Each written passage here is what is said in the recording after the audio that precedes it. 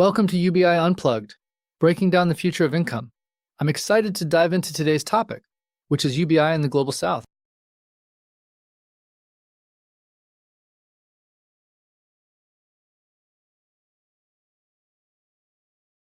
Absolutely.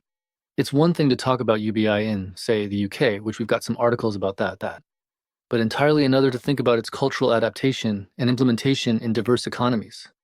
The implications, good and bad, are probably massive. Right. The UK article is basically saying UBI is a silver bullet. Problem is, I don't know what the problem is either. All I know is that it can't be the answer because nothing works out that easily.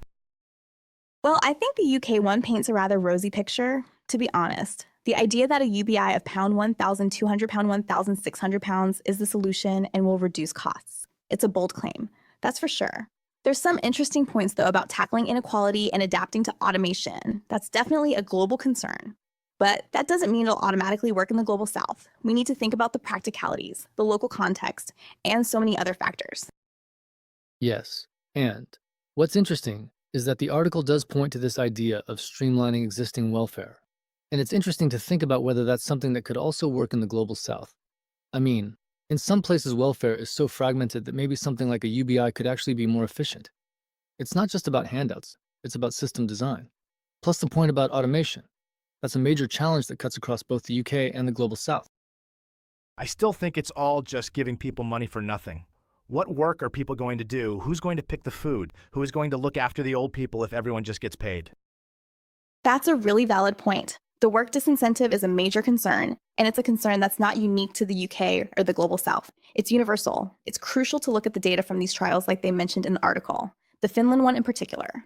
They didn't see a massive drop-off in people working, so perhaps there is some nuance to consider. The challenge I see is those studies are from developed countries, and we need to think about what that effect might be when applied to vastly different economies, where a lot of jobs aren't jobs in the traditional Western sense. People are working in the informal sector in sense. People are working in the informal sector, doing various things to get by day to day. Will UBI change that in a beneficial way, or could it actually disrupt existing livelihoods? And that's exactly the kind of stuff we need to dig into. The informal sector is so central in many Global South economies, and the other thing that's crucial is we don't impose a Western mindset to UBI. It needs to be designed and implemented by the people in the place where it is. Look at the article about the $1,000 per month UBI. It's framed from a US point of view, and that's very different from many parts of the world. How do you think about that in a place where cash is not used as widely, or where financial systems are not as developed? I mean, the $1,000 thing, that's just insane. Where's that money coming from? Taxing the rich? Good luck with that. People with money are good at making sure they don't give it away. It's the way the world works. I mean, that is one of the reasons we need these UBI things anyway. Right, and it brings up the financing question, doesn't it? That's the big elephant in the room when it comes to UBI, in any context, but especially in the Global South. How do you fund a UBI when tax bases are often very small, and there's so much reliance on the informal sector, which by definition is hard to tax? The article mentions wealth tax and carbon tax, and sure, tax and carbon tax, and sure. That might work in theory in places with existing infrastructure for such tax, but in places that are reliant on fossil fuels, or places where wealth is stashed away in ways that are hard to reach. It's such a big problem to overcome.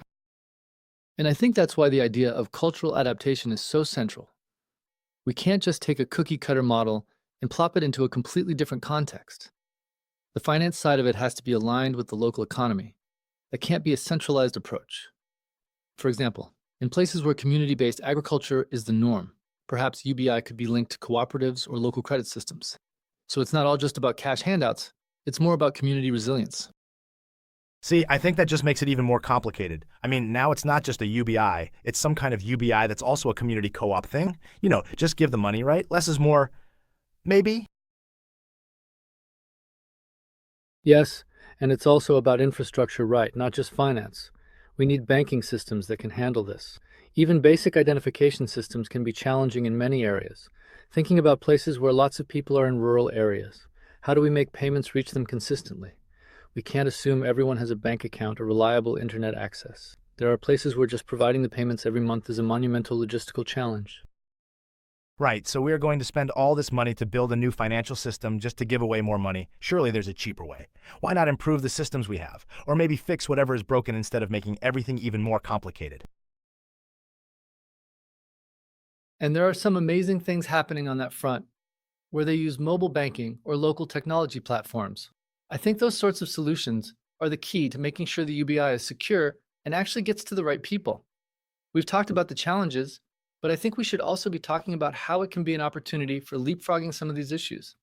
Instead of building physical infrastructure, we can use technology to jump straight to the digital age. And I know that's already happening in some areas. It's not all doom and gloom. I suppose, but you said it's not all about money. Then we start talking about technology, banking systems, digital that. I mean, it's starting to sound very, very expensive. I still just don't think it is the right solution. That is a fair critique. It's not a simple solution at all, and it will definitely need huge investment. I think the point is that it's not just about the money. It's about the knock-on effect of what the money is going to do. Look, it's all linked. You give people a basic income, and they have more opportunity to start their own businesses or spend more locally or to get better education. We should probably talk about the environmental aspect. The Climate Justice Without Borders article is very interesting. That idea that a global UBI could be funded through and be linked to climate initiatives. Exactly, the idea that UBI could help fund a transition away from fossil fuels is a real possibility. If people have a guaranteed income, they are less likely to rely on environmentally destructive practices just to get by. It ties back into this idea of creating a more sustainable society and giving people more agency in their lives. And that's the kind of thing we don't talk about enough, the potential benefits. We get so caught up in the practical challenges that we lose sight of what it could do, how it could shift things in a massive way, if implemented well. Okay, but what about the corruption element we touched on earlier? I mean, what's to stop people from just getting paid to stop work and then using the money to fund more corruption? I still think there are going to be so many people who are just going to try and take advantage, you know? That's a fair point. There are always going to be people who try to take advantage of any system. That's why the design is so important. The way that UBI is distributed and monitored will have to be robust. The articles do allude to pilot programs, and so we need more and more of those in different contexts. You can't just make these assumptions, you have to test things. Look at what works and what doesn't. I mean, the Kenya program is interesting. That's probably one of the biggest UBI experiments ever, and that is in the Global South. We need to be paying attention to these trials, not just for evidence, but to learn from the processes. Yes, and the learnings aren't just about does it work, but also how do we make it work best? It's going to be iterative, a constant process of evaluation and adaptation. And the really interesting thing is, this idea of UBI can really start to challenge so many of the assumptions we have about what an economy should be and who it should be for.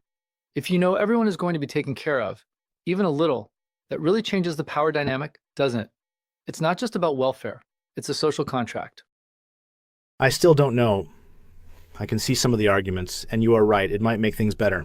But it might just be that everyone sits at home watching TV. I mean, what if no one wants to do all the rubbish jobs? Well, that's the question, isn't it? If there are jobs that no one wants to do, then maybe those jobs need to pay better, or they need to be automated, or they need to be fundamentally rethought. A UBI could actually help expose those issues, forcing economies to be more equitable. And when we think about it, there's always going to be jobs that need doing. People are creative, they adapt, and that's been the story of humanity.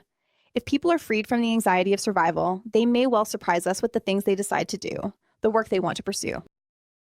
And that's it, isn't it? It's about giving people the space to innovate, to create, to contribute in ways that we haven't even imagined yet. And we've mostly been talking about practical stuff, but let's remember, we are also talking about human dignity, about people having control over their lives and their future. It's not just about finance. It's also about justice, about creating more inclusive societies, all the things that go hand in hand. The Global South needs to be at the forefront of the UBI discussion. It's not something we in the West should be imposing. So what you are saying is, there's a chance this could be a good thing. Okay, I'm not entirely convinced, but I do see that there is more to this, that it's not just about giving money away for free. It's complicated, that's for sure. Complicated is definitely the word. And it's not a silver bullet. It won't solve all problems. But it could be part of a larger shift towards a more just and sustainable world. And that is what makes this conversation so important, because we need to consider all perspectives, the ones we agree with and the ones that challenge us. It's about figuring out the right way to do it. There are definitely major hurdles, but the potential reward is, in my opinion, too important to ignore. Exactly, we need to continue these conversations, keep exploring the possibilities, and adapt our approach to different contexts. I think there are incredible things we could learn from each other across the world. That's the key for real change. Well, I think that is all